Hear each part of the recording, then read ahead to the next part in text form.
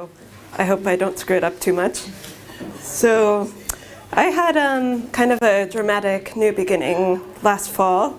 I decided to quit my job working for the Los Angeles Times and moved to Lebanon to volunteer with Syrian refugees.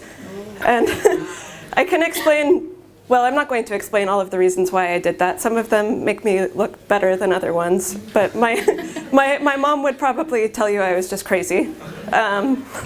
But anyway, I did it, and I arrived here in October. And I think if I had just been coming to Beirut, the culture shock wouldn't have been really so much, because actually Beirut and Los Angeles are similar in a lot of ways. They're sort of like both these dirty cities with lots of traffic and bad public transportation and lots of people with nose jobs. So I think it wouldn't have been so strange. But the organization I was volunteering with was in Akkar, in this little town way up north called Ba'arzla. So I was thrown into that, and almost my first introduction to that was the director of the organization told me, okay, we want you to do these English classes for the Syrian and Lebanese kids in the village, but you need to talk to the village priest.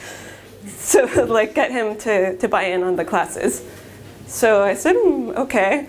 And I don't really know what I was expecting from the village priest in this little town in Akkar, but it wasn't really what I found, because the Abuna there has 3 Mercedes. And he has a lot of very expensive suits, and he smokes cigarettes all the time.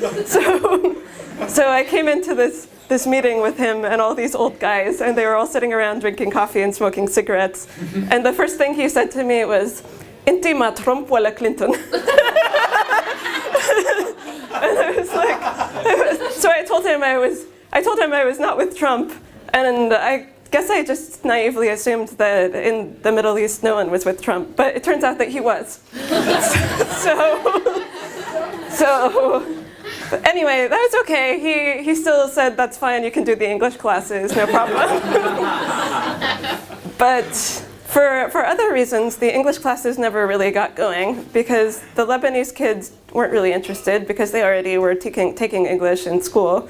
And the Syrian kids wanted them, but they had another teacher who was also working with the NGO, a Lebanese woman named Pauline, who would do French with them every day, and she didn't want them distracted by doing another class after her French lesson.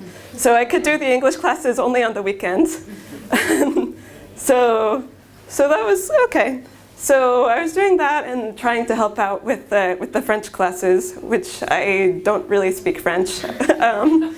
I took it in high school like many years ago and never used it again. So I would go in and I would try and help the little kids that were still learning to read and write with the French lessons, and then most of the time I would sit outside the class with a couple of the older girls who were trying to do their math and science homework in French.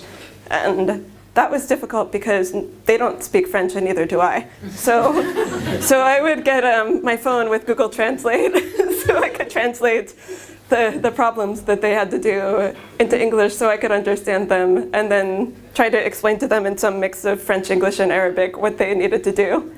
And so that kind of went along.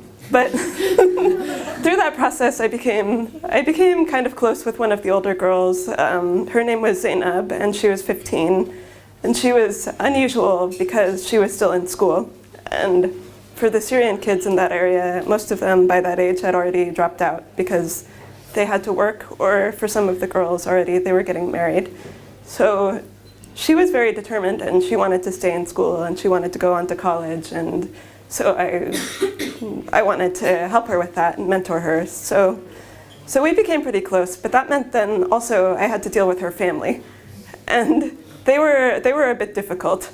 So the first time that I encountered them, her parents came to the center where I was volunteering and demanded an audience with the director, who is this German guy. And they were convinced that he could somehow get them into Germany, and he just wasn't doing it.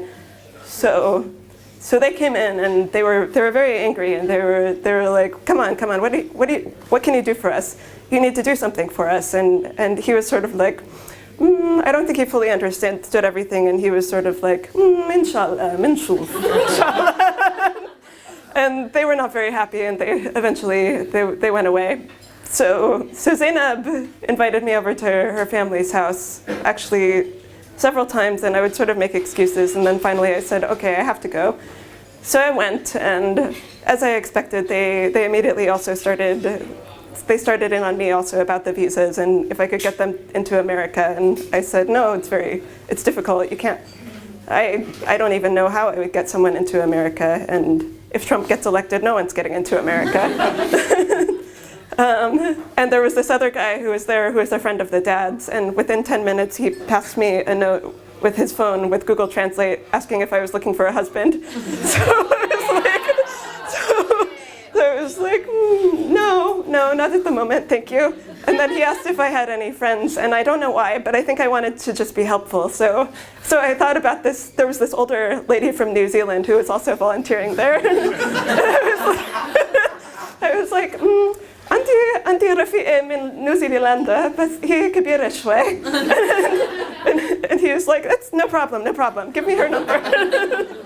So from time to time I would go over and Zainab would invite me pretty much every day to come to her house, and sometimes I would make excuses and sometimes I would go. And after the first time it was better, it was less awkward, they sort of chilled out, and I think my Arabic got better so we could actually have conversations, and then yeah, I didn't mind it so much.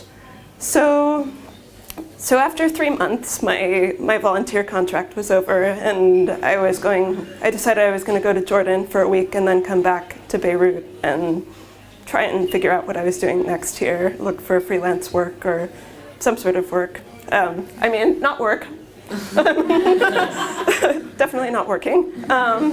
So I went around to visit the families and say goodbye and so forth. And so I went to Zainab's house, and we were sitting there having tea around the stove, and just out of nowhere, her mother was like, why don't you marry Abu Zaid, which was Zainab's father. He was like, why don't you marry Abu Zaid and we'll all go to America? And I was like, I don't really know how to react to that, so I'm just going to kind of like pretend I didn't understand and let it slide. But she just kept going with it. She was like, no, marry Abu Zaid, we'll go to America, you can help me with the housework, it'll be great. And Abu Zaid was sitting there like, yeah. And the kids were sitting there and they were sort of like, is she gonna go for it? I don't know. So I was like, ممنوع عنده زوجتين بأمريكا. And she was like, no problem. You guys go, I'll stay here and you can send me money.